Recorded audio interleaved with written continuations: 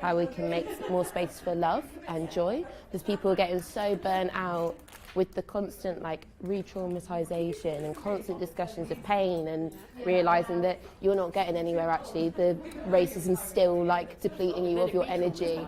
That's it, and then you burn out and you haven't gotten anywhere. So. And you know, and I think, you know, when I reflect on myself as kind of a white woman working in this area, it's exhausting, but I don't have to live the trauma of racism on top of that. So you've kind of got that additional dynamic. And Yeah.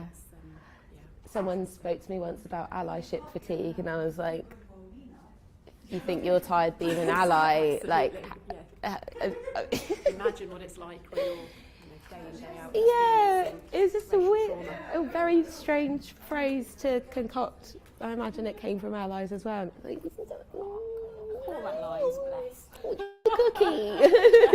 Exactly.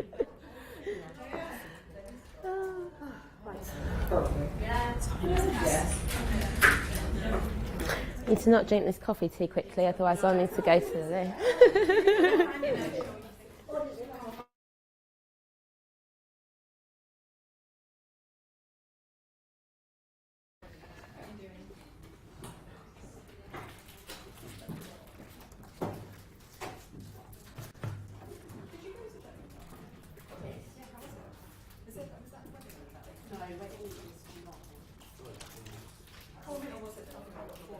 Got 4 minutes, okay.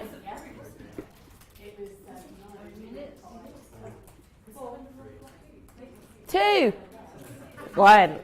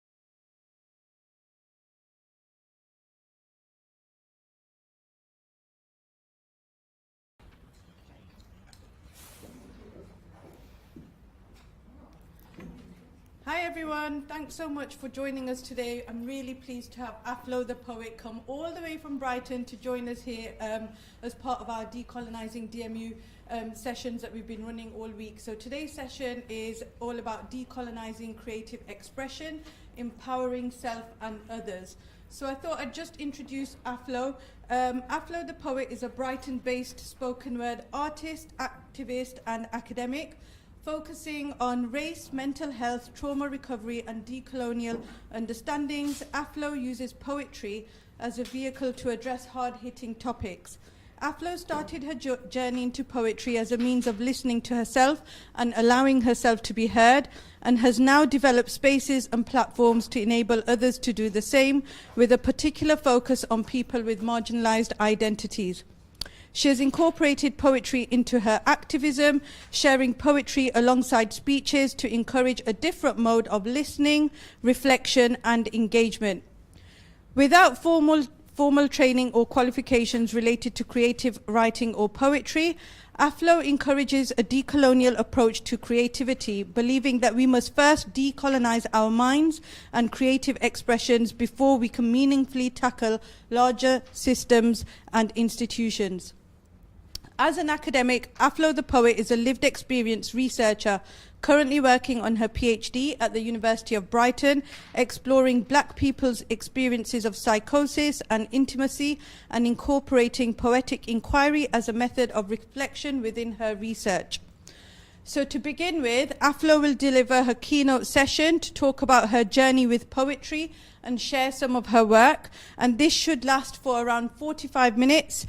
And the session will be recorded and live streamed, and there will be some space for questions. Following this, there will be a separate workshop where attendees will engage in 2 different tasks with the aim of leaving the session with a poem or the start of a poem. And this workshop will aim to build confidence and break down ideas around who or what makes a poet a poet. So for the second part of the session, that won't be live streamed, but we will tell you when the first session will be over. And now I'm going to hand it over to AFLO. Thanks very much. Thank you.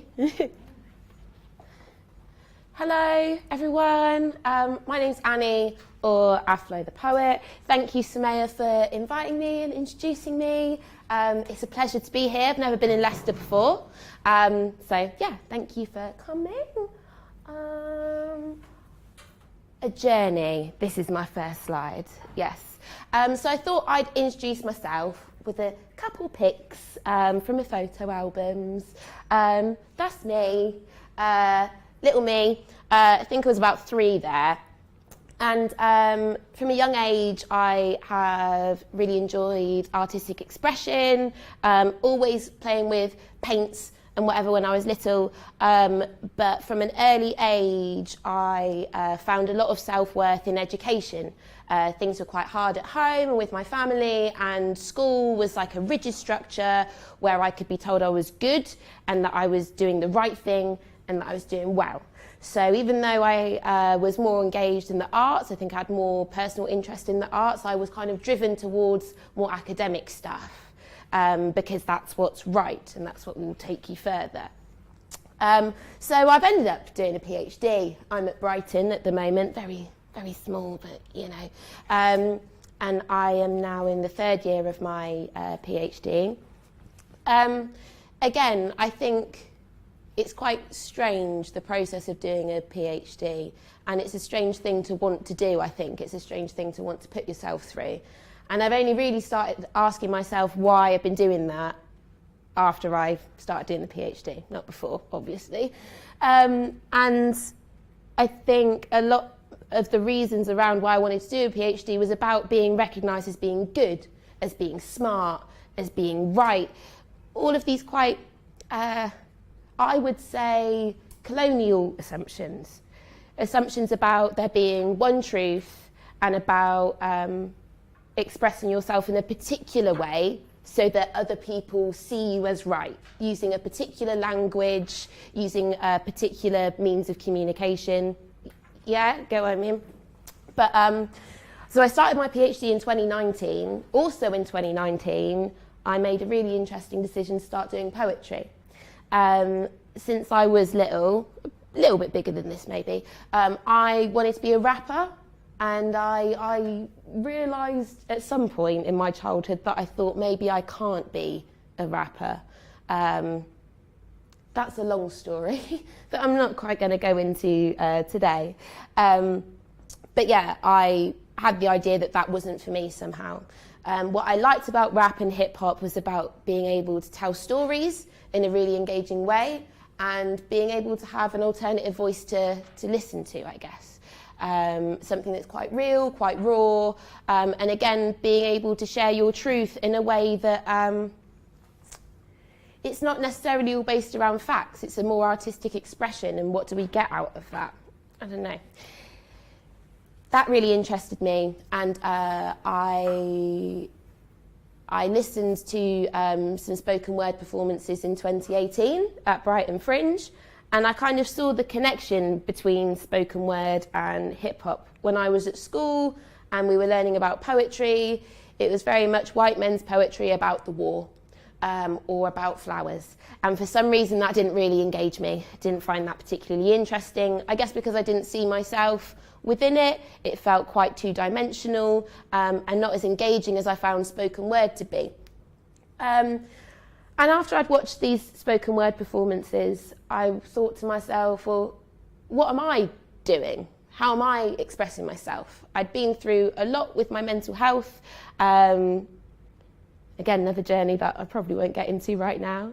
And a big part of being black and being a woman within mental health systems is that extra ounce of not being listened to, of being told to be quiet, of being told that it's not that bad, and also combined with my experiences of education, wanting to be good, wanting to be right, really trying to suppress those ideas of being different and maybe there being something not quite right with the way that my mind was working.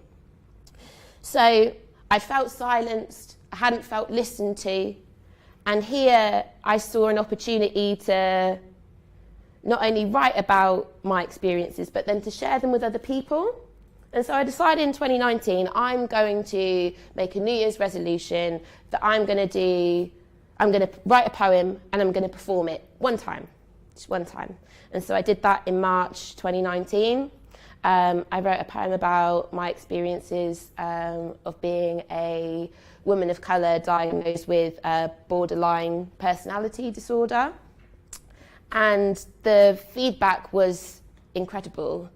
Like, the best part about sharing some really painful experiences of mine was about, the best part was hearing other people say to me how they felt seen in what I'd shared. You know, I'd spoken about an experience that they also related to, and maybe they didn't feel so alone or so crazy or so misunderstood because someone else is there talking about it. And I thought, wow, I can't let that stop there then, can I? Like, this is something I want to do. I want to keep sharing my work. I want to keep sharing my ideas. And so I've continued to share poetry alongside doing my PhD. Summer of 2020, there's a lot of protests going on following the murder of George Floyd and subsequent BLM uprisings around the world. I'm quite engaged in activist groups within Brighton and beyond. And at first, attending protests, the rallies are quite engaging. There's a lot of people who want to say something when you're at a big rally. I think part of the problem of the summer of 2020 is that there was a lot of talking, so much talking that it becomes difficult to listen. There's too much being said and not said in a very engaging way. So I thought maybe I can bring poetry into this platform, into protests and into rallies to offer a different way of speaking and so a different way of listening. It was interesting seeing how, you know, if you rhyme a few words together, maybe have a bit of a flow, people are so much more engaged. And so I continued doing that. And I met people like Akala, who's one of my favourite people in the whole world. A real inspiration. He's a rapper, poet, academic, incredible human. And I've continued to go on to inspire others. Here's some art of me from protests. And I guess that's kind of a bit of a hodgepodge journey of where I've been and where I'm going.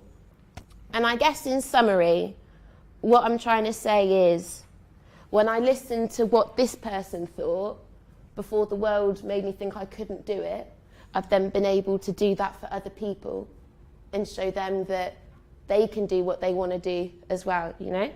I've had some more notes. I make notes on my phone because I don't want to flip paper. Through embracing creative expression, doing away with the rules and following my own, I've been able to inspire and empower others as well as myself. I've continued to be engaged in different activist groups. I've co-founded Brighton's Black Anti-Racism community organisation. I'm a consultant for Brighton Hove City Council on their anti-racism strategy. I give poetry talks, I give poetry performances, I've done poetry exhibitions, I've done poetry workshops, and I've created my own collective, AFLO and the Poets, which platforms black women and black people of marginalised genders in Brighton, encouraging them to share poetry, offering a platform for which to do that, because, I don't know, Brighton's not as colourful as up here, and so there aren't many black creatives around. So I've been creating a platform and a space for which to share that. So I guess through my own journey then, I've been trying to create a community. But I guess alongside that as well, I've been trying to feed poetry into my PhD as another way of decolonizing education and thinking about alternative knowledges. But I'm going to get to that in a bit, because I think I've done enough talking for now and thought I might do a bit of poetry. So the first poem I wanted to share with you is called Decolonized Rhymes. I wrote this in December 2019 when I was working with Brighton's Decolonising collective. As part of the strikes and teach outs, we did a couple of sessions around decolonising education. My supervisor invited me to write a poem to share, and this is what I came up with. Okay. Here's a simple equation. Lower expectations for POC students plus an unrepresentative curriculum rooted in colonisation equals attainment gaps. Less brown folks wearing graduation caps. Less brown folks making waves in society. Less brown folks gaining academic notoriety. And I think it's a travesty that students can reach the third year of their degrees without confronting or being told to read the likes of Fanon, Hill Collins, Morrison, Davis and Hooks. Yet, in all these reading lists, in all these books, is dead white man after dead white man after dead white man after dead white man, and I won't go on, because you know I can. This is not an unconscious bias. The word unconscious is consciously adopted to absolve responsibility. All them white names weren't put there inconspicuously.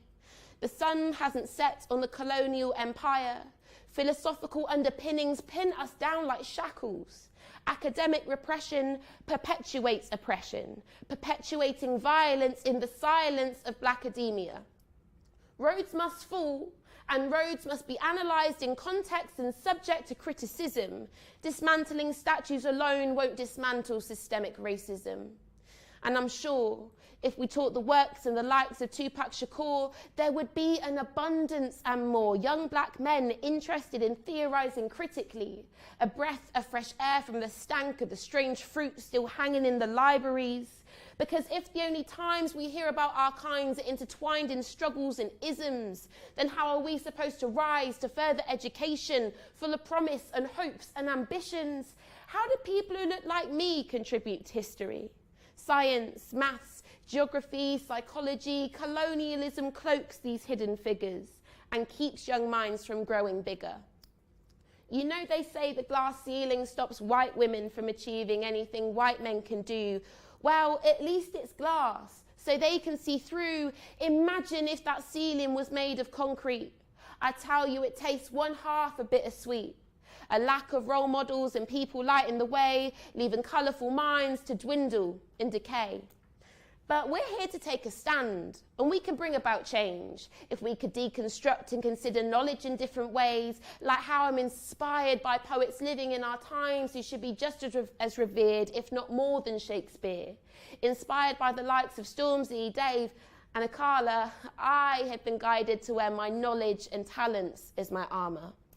So if they say education is the key to liberation, and if you're keeping it colonial, you've got an obligation to explain to your students, researchers and scholar activists why you're keeping it white and you ain't bothering to challenge it. So stay down if you're down with the white institution. We're black and we're brown and we are the revolution. Thank you.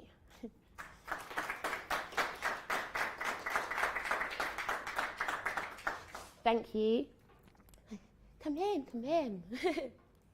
So I remember when I was writing that poem, I'd only written a few at that point, and I found it quite intimidating that I've only been doing my PhD about 2-3 months at this point, and the supervisors asked me to speak to academics and students and share a poem on this.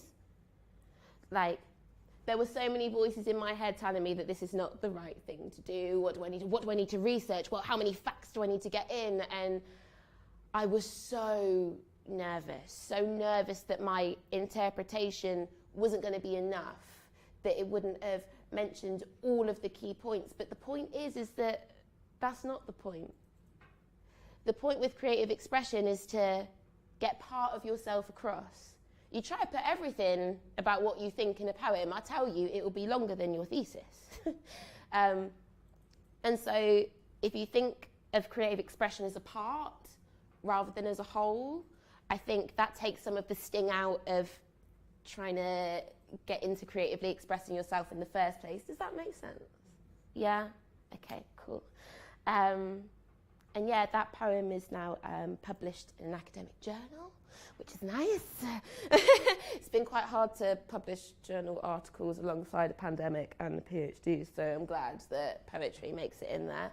And I'm also glad that that's in there because, again, it's about challenging what constitutes knowledge, what constitutes expression, and what constitutes something that should be in an academic journal, right?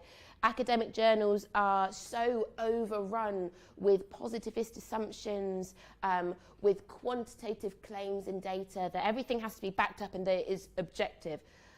I tell you, I don't believe in objectivity.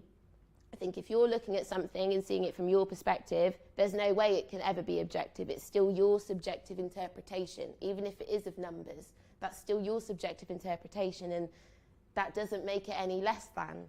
Subjectivity is very important, it's very valid, and particularly when your identity is oppressed or marginalised in one way or intersectionally. We're told that our knowledge and our voice doesn't matter, and I would challenge any assumption around that and say that we do matter. Every voice matters, and continue to share it. And with that note, I'm going to share another poem. What shall I share next? Got a few in the bag, and trying to scope out how we're feeling. So yeah, this journey with poetry has taken me to some weird and wonderful places. One of which was Brighton Dome stage with an orchestra, with Tomorrow's Warriors, which are an amazing jazz orchestra. And I performed with them towards the end of last year. They were doing a national tour celebrating Marvin Gaye's What's Going On album, 50 years after the release.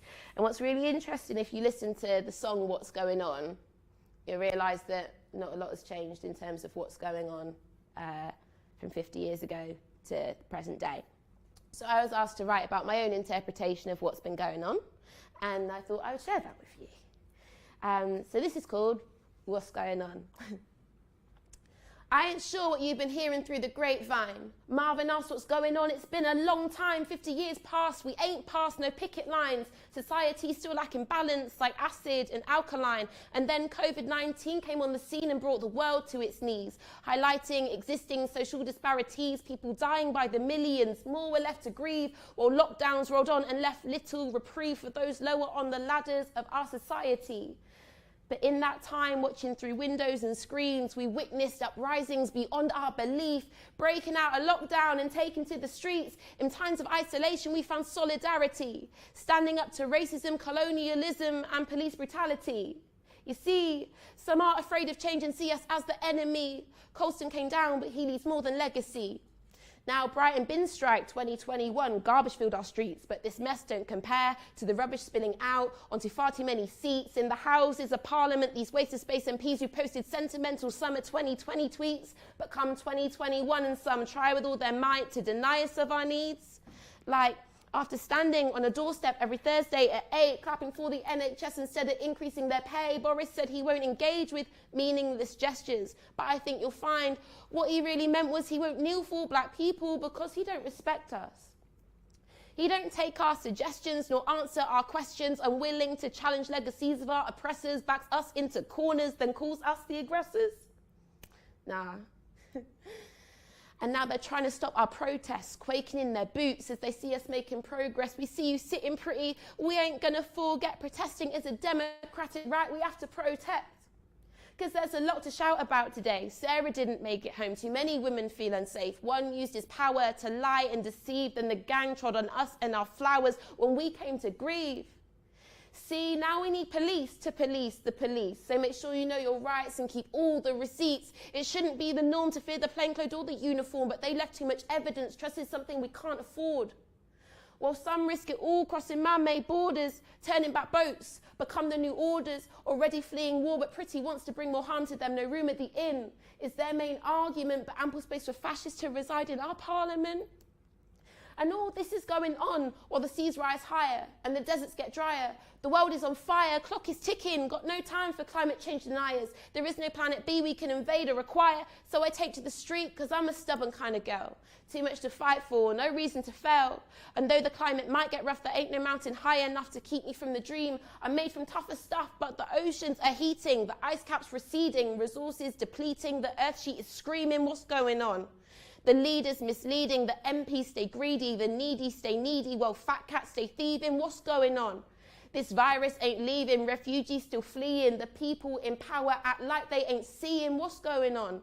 Can't find no relief and black people still bleeding, communities grieving while we are still pleading. What's going on? What's going on? That's that one. Thank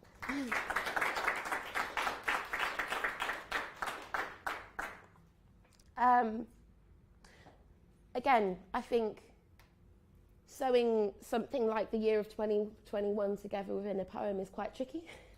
But again, it's about your own interpretation, trying to weave these different threads together to paint my own picture, I guess. Something that then, it feels quite, I find that piece feels quite like multiple, quite hard-hitting, quite endless. But I hope it doesn't feel hopeless, and I hope that it doesn't leave people feeling hopeless. I think it's about highlighting issues within our society, and then about thinking, about using a creative expression to encourage people to think about what we can do with that. Does that make sense? Okay, great. With that, I am going to share one more poem for now, maybe. And this one is about the concept of abolition. I've had lots of conversations about abolition over recent years. And I guess there's this idea around, well, you can't just take away the police and prisons, what's going to happen? And I guess it's about breaking down those steps, because that's not the first step, and considering what abolition could look like outside of just police and prisons, making it a more accessible idea, and again, using creative expression to show that this is just one idea, and I encourage you to make your own ideas and share them creatively. I've shared this in workshops with young people. It's been really interesting what young people come up with. And yeah, I'm gonna go and share this one. This one is fairly new. I think I'm going to remember it. We'll see what happens. Abolition is creative. Our ideas are far from basic. We're trying to turn the tables instead of being spun the same. I'll share my thoughts and feelings, paint a picture with my lyrics of how we could be living if you spare a couple minutes. You see, our world is full of capitalist inadequacies, but in the future I see systems built on advocacy, where access and resources are distributed laterally, and justice is a given, and it's given accurately. But for now, the prison industrial complex is complex to explain. There's too much profit keeping people locked up behind bars in chains. Still we privatise, cut corners, and overpopulate, so keep your eyes and ears on clear, there's mega prisons on the way. The system's rigged and rife with colonial techniques, different treatment for black people, and they ain't even discreet. Meanwhile, sentencing is lighter if you're rich, white, and elite. It's an extension of slavery, see Ava DuVernay's 13th. So I'm trying to unchain my mind, and some might call me a dissenter, but it's simple. I believe that we can change, and I know we deserve better. So let's trade police, punitive measures, prisons and detention centres for services and programmes with good intentions at the centre. I see a world where rehabilitation can outweigh revenge, where every person has the chance to see the light at the end of the tunnel, rather than repeatedly trying to funnel those out of society stuck cycling their struggle. We have a duty for care to be trauma-informed, so it's time for a rehaul. We're way past reform. Let's use open arms to hold space and replace these cages. We don't need inhumane practices to continue in our pages because we write this novel, so we can transform hopeless hovels into places people can retreat, get back on their feet, then return to society, not living on their knees. This prophecy is possible. This is not fantasy. There's no blurred lines. If you want to counter county lines, you've got to decriminalise, switch up the war on drugs design. The current model doesn't work, and we know that's the truth. So let's defund the police and invest in the youth. Defund the police and refund the community. Collectively, we need resources to bring about unity. Capitalism makes us think this game of life's a competition. But if we play together, we could co-create a stunning composition. So let's stop painting ugly pictures and ostracizing those who differ. Too many battle daily with their own brains, and they're in need of more than social media well-wishers. So let's defund the police and fund mental health systems so they really can deliver. We could address issues at the root and not perpetuate abuse. We could look after one another and give guidance to the youth. We could prove that prisoners are people, not resources to be used. We could show that we can grow if love, kindness, and compassion are the options that we choose. Colonised minds might not be able to see it. Is it really possible? But many said the same about abolishing the enslavement of our ancestors. So really, if you deep it, you'll get why both fights carry the same name. We're further down the line, still trying to cut the same chains. So screw more prisons. Let's build more communities where those fat cats can no longer act with impunity, where we strive for human connection, not material and money, a compassionate society, the land of milk and honey, where every person on the planet has enough rice to eat because we Robin Hooded Bezos and those corporate thieves. We have bellies full of food and bellies full of equity. The glass is more than half full and life is savoured because it's sweet. No borders, no prisons, no colonial systems, just a glimpse of the world I know we could live in. I hope you see it, because abolition is creative. Our ideas are far from basic. So let's keep flipping tables instead of being fed the same shh. Thank you.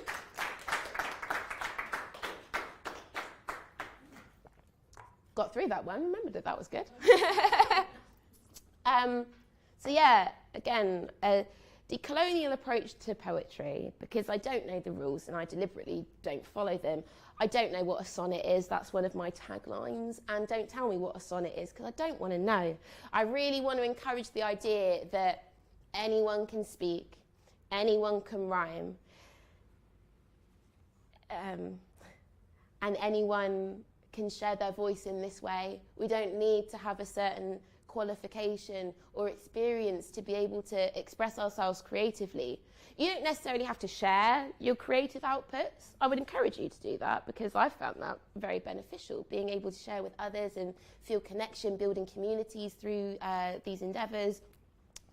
But I really think if we're not able to challenge that colonial voice inside our own head saying, well, can't do this, you can't share this, you don't have enough experience to do this, well, you haven't followed, you haven't looked at, you haven't read that book, you haven't. How are we going to challenge bigger systems that are based on these colonial rules, right? I think we have to really tap into here first. That'll help us build communities, and then we're stronger in terms of tackling larger systems. So about halfway through now, I had a little bit on how I'm using Poetic Inquiry in my research, if anyone wanted to hear a little bit about that. Kind of a last minute decision to include it. Where's my, oh, there's my clicker. So, found this quote from Audre Lorde, and this really summed it up for me. I'll read it to you. But this quote was specifically talking about black women, but I think we can transpose this idea onto other marginalised or intersectionally marginalised identities.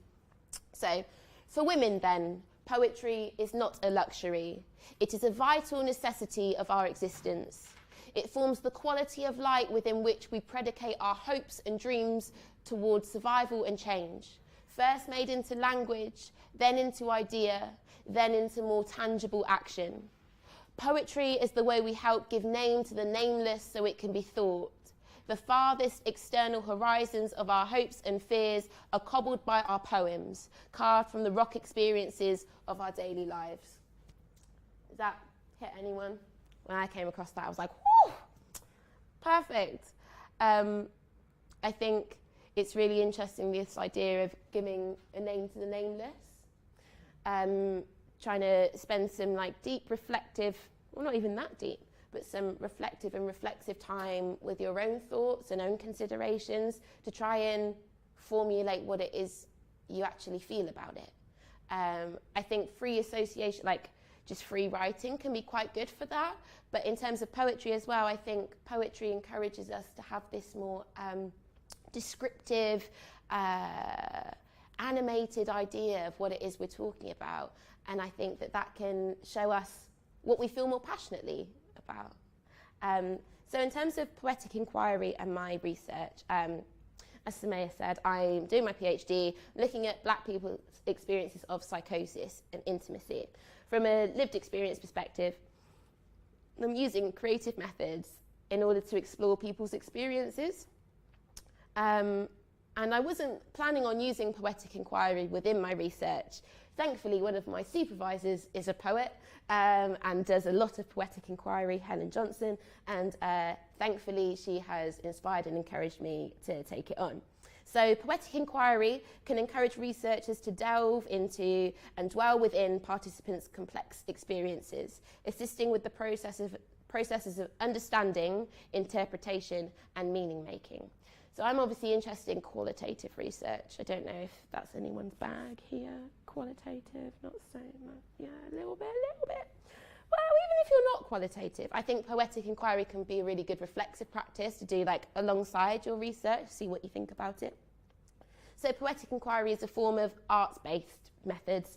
I can't do justice to all of arts-based methods within such a short little talk, so I'm just going to leave that there. And there are several variations of poetic inquiry, but typical poetic inquiry involves the researcher independently forming poems from qualitative interview data. So that's either with found words or from your own reflections as well. And this method offers the possibility of movement in various epistemic directions because it is capable of producing multi-dimensional knowledge. And what I mean by that is this isn't just a script. This is something that has already been interpreted and reflected upon, and particularly in terms of if you're interested in subjectivity or challenging objectivity. Writing poems alongside what you're finding within your research is a great way to spend more time dwelling within the data and see what else might come out of it. Yes. So through this method, poetry can be regarded as not just a representational form, but also another way of interpreting and thus understanding. It opens up more possibilities in order to understand participants' lived experiences, and this method can also offer the researcher greater insights into themselves to see what you're projecting onto the data maybe. You can start to see what part of yourself you come out in a poem about your research and what parts are more connected to the participants and participants' experiences. And you can include these poems as like a method of output or something to share, or it can just be as a reflexive practice alongside your research. And I've personally found this method really insightful, really useful. There's been days when I don't want to think about my research, feels quite dull, not dull. Dull is not the word. What I mean is can feel a bit dark, a bit heavy. And so sometimes flexing my creative muscles instead can help me to find a new route in, relocate what it is exactly that I'm interested in or what gets me going in terms of what I want to write about. And it's another way to kind of stay on track when the more typical academic endeavours might seem a bit too much. So I would encourage you to engage in poetic inquiry personally. Happy to chat more about it. And before I go on to the next part, I would like to share just one more poem because I realised the ones I've shared today are mostly about external experiences, like experiences external to myself. When I started writing poetry for my own mental health and mental health recovery. So I am going to share one a bit about that, but also it includes societal change as well. So this one's called Fired Up and Burnt Out. I wrote it last year, and I guess it's about trying to unsuccessfully find the balance between activist work, trying to bring about social change, and actually taking care of myself and looking after myself. So in this one I speak about my mental health, mentions psychosis. I think there's no other content warnings. I was gone for a minute, but I'm back now. Smile on my face, but mate, you can't imagine how much torment was in my head. Wanted to back out, flip the switch, turn it off, shut it all down. I was fired up for a while, but then I burnt out. Too sick and too tired, pouring my guts out. Evening recovery sessions with the Girl Scouts. Stretched to afternoons and mornings, days wiped out. Lock the door, pull the duvet, perfect hideout. Been in this pit for weeks now, so long I've lost count. I'm gonna jump back in the saddle, ain't no sellout, but I'm disappointed, do I really have to spell it out?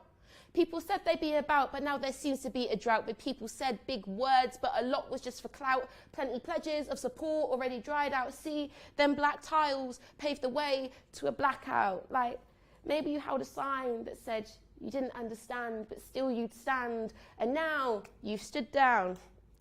What? We're going to have to get serious because politicians are clowns. Unification across the globe, every city, every town. While the government is reluctant to pull a finger out, they say they can't lend a hand, but when it comes to arms, they sell out. Any party, red or blue, they're still corrupt. Lies, diversions, conspiracies, and cover-ups. On my siblings and my sisters stay living with our fists up. I may need to take a rest, but I'd be such a fool to give up. Because in the end, burning your candle at both ends just mucks up your candle. But I find it hard to only take on what I can handle. I've been embracing saying yes, but I'm learning to say no, making the most of riding high and trying to learn from the lows. Some may already know this, but I experience psychosis. The path I walk is precocious and my balance is atrocious. Like many, my mind is far from a bed of roses, but I live by the phrase, no mud, no lotus. Some days my past presents my future as nothing but hopeless. Dark, destructive, chaotic and explosive. So I wear crystals, burn candles, oils and other hocus pocus. Turning my rocks to diamonds and regaining my focus. Winning these daily battles takes more tactics than chess. But I move like a queen and knock 'em out with my finesse. Doing it all to gain access to success and excess. I speak dreams into existence and watch them manifest. I inked a guiding star upon my skin to remind me I know best, because my power is insurmountable when I say it with my chest. When I lose sight, I remind myself, have faith and trust the process. But for now, I am fired up and I am burnt out, and I am still a work of art in progress. Thank you. So, would you like to do a little Q&A? This bit, any questions? Maybe I can give some answers, who knows? Hello? So you said right at the start that you decided that you didn't want to be a rapper, you couldn't be a rapper. Oh yeah. Why? Any reason why? Because it sounds like you could. Well, now I can, and in the workshop I'll get onto that a little bit more, but I guess I grew up in Oxfordshire. I grew up in David Cameron's constituency in Witney.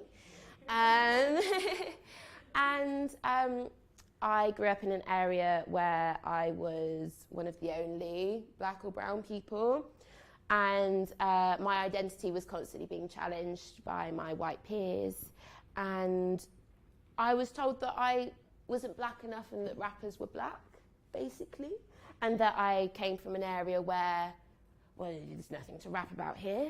There's fields and Tories. So, and I internalised that idea that rap, and I think that that's a really damaging stigma that's put on rap and hip hop as well, is that you have to be of an underclass in some extent to be able to engage in this. And I think that is something that is very belittling, and I think that I think that it should be more accessible to more people, and it's about your own approach, I think, and not just how you see yourself, but letting go of how others may see you. Yeah, thanks. I'll share an exercise in the workshop that made me realise I can rap. But yeah, I'll share that later.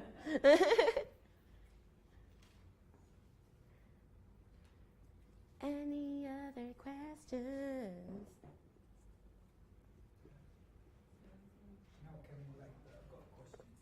Yes, please. You know, listening to you there, you know, like there's a click down here. There's a psychological fact, right? To demand respect is to be seen as difficult. To demand respect is to be seen as difficult. Okay, so all your words are like demanding respect, aren't they? I demand respect. It's coming out quite in an aggressive manner, and people see that psychologically as you're being difficult. It's interesting because One of them horrible things, you know. I'm just not sure that the same would be said if I was the white man talking in my field of expertise. I don't think I would be being seen as difficult. I think I would be seen as someone who knows my stuff or someone who's confident. And so I think that's another idea around creatively expressing yourself, that somehow that might not be rooted in knowledge or in fact, and that is like kind of seen as throwing your weight around maybe, and not as based in empiricism, or do you know what I mean? Yeah, it's universal though, that saying. Psychological fact, it's universal. I just It's how you do it, isn't it? It's attitude, isn't it? You know the saying, the full proverb is saying that words speak louder than actions. actions speak. Louder than Yeah, words, but attitude speaks louder than words and actions. interesting. I haven't heard. Full proverb, actually. Oh, okay, I hadn't heard that last bit about attitude, so thanks for that. You're saying it.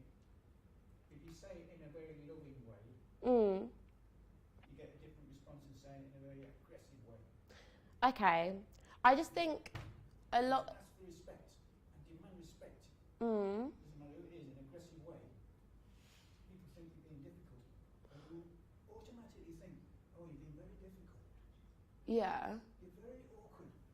You know, demanding respect. You know, I mean, I've been told I'm difficult when I'm sat quietly in a room, and I think a lot of that is to do with what people see when they see me. I think aggression and the idea of being aggressive is also something that's pinned on people who are typically marginalised. Even though I get what you're saying, this is a saying, it's a quote, I think who that becomes directed towards and weaponised against tend to be people from oppressed backgrounds. Why are you getting up here and demanding respect? Well, I think because I should. Why shouldn't I? We're all worthy of respect. And so I will stand up here and command it. And I don't think I'm being aggressive. I think I'm being forthcoming and believing in myself. I think typically women are described as, or black women particularly, described as being aggressive, whereas someone else, like a white man, might be described as being confident. So I think it's about trying to turn those proverbs on their head, particularly if they're old. Where do they come from and who wrote them? I'm interested. Yeah. Sorry, you had your hand up. Just to kind of add to it, I guess, you know, you can't, it's hard to say, I guess, or express some emotions in a kind way. So it's like the truth has to be said. Definitely. From like, if someone hits me and I want to let them know it hurts, I have to say it and how it feels. And I think sometimes, you know, and naturally the human psyche doesn't respond well to seeing the impact of one's actions. You know? Yes. And I think that's what really is about. It's being able to tell the truth to someone who may not know that actually this is the truth and this is how it is. I want you to understand that. And then I guess you as an individual, if it then hits, then that means, well, there's something that you need to explore in yourself equally. That why is the truth hurting me in this way, or why do I feel this way about the truth? Yes. So I think that it's a dual narrative of understanding. I guess in the expressional sense of it, is getting a message across. You know, it forces you to think, you know, to listen and to feel, I think sometimes, that helps in getting the message across, Just for that, yeah. No, thank you. Very much agree. Oh. Yeah. Can I just add to that as well? It doesn't need the mic. Do I need the mic? You do the one. I need to hear what I've got to say, but there are things that are really, there are things that people should be getting angry about, all the things there that you talked about, there are things that people should be angry about. Everyone should feel that emotion, and everyone should listen to and respond to that emotion, It's like the inequality is not right, and, every single person should be angry about that. And I think, if you start delivering that in maybe you could be, I don't know, maybe I deserve fair and equal treatment. People aren't going to listen. People need to listen, and people should be angry about it and step up. Someone else. There you go, Mel. Oh, that's really tough. No, thanks for that. That was a really interesting discussion, and I think it's important to not necessarily be worried about how you are perceived if you choose to show yourself creatively, because as we were saying, like you speak about something that hurts you, why filter yourself? I think so many of us are told to filter ourselves or put a certain lens over us, particularly if we belong to a marginalised identity, or even if you're an academic and it might not quite fit with your overall academic exterior, you have to filter yourself. Well, why? I ask why, and I say no. I say be a whole person as much as you can be, because that encourages other people to do the same. And yeah, I could go on. Sorry. It's okay. I was just going to ask, when you're writing, when you're inspired, how do you sort of, put your words together? So, it's very, very, very emotive, your poetry. I was just wondering, does it flow, or is there a process that you do? What's the method that you do? I write everything on my phone. I either start with a prompt, like for what's going on and for Abolitionist Creative, both of the titles were the prompt I was given to write something.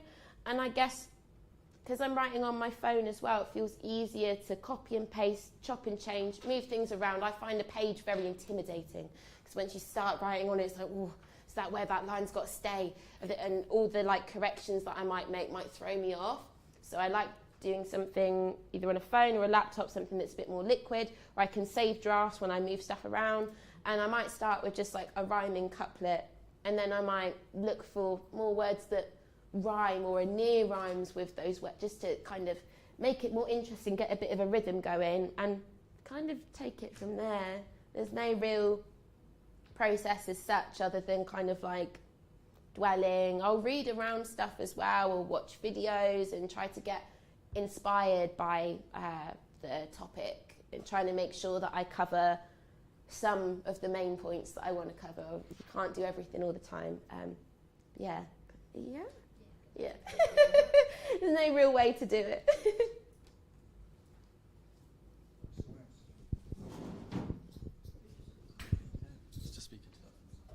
Yeah, I came at that. My first question there came at one angle. I'm going to come at another angle now, so you can get my point now. Here, there's another proverb. Yeah. Self-pity is the cause of all the grief in the world.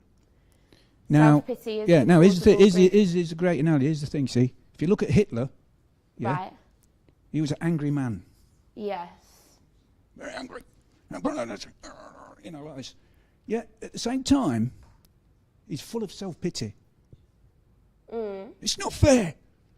Look what they're doing to Germany. It's not fair. It's not fair. It's not fair. And this is grief. He's appealing to their grief. And he's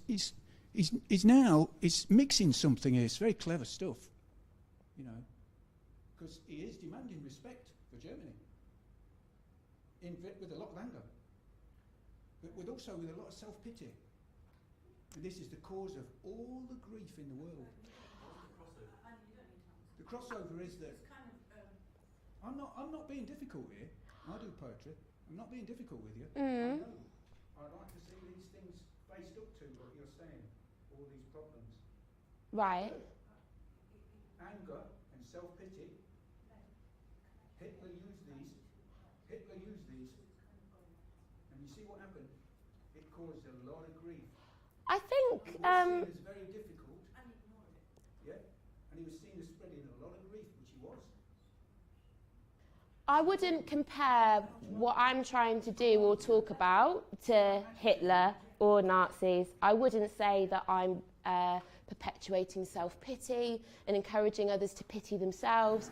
I'm encouraging people to talk about those more difficult experiences, to understand that they are shared experiences and that together we are a stronger collective.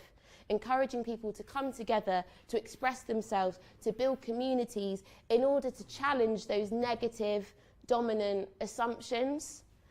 I think it's interesting that you brought both those quotes here today, and I'm going to reflect on them a bit more. But thank you.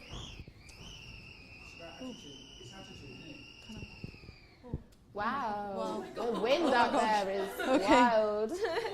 That's what you've done, Annie. I just want to say, I just want to sort of summarise and really give thanks to Annie, AFLO. You've left me with goosebumps. I'm kind of lost for words. I don't really know what to say anymore. I don't know what else I can say, but hearing AFLO's lived experiences, her insights into her radical message of decolonising the world around us, which not just looks at decolonising our minds, but issues on race, racism, abolition, police brutality, corruption, mental health, identity, all of which are part of decolonising, gives me and all of us hope to challenge these systemic inequalities, and also making sure that you've also given me the confidence to stay angry and without a filter, so I'm going to continue doing that.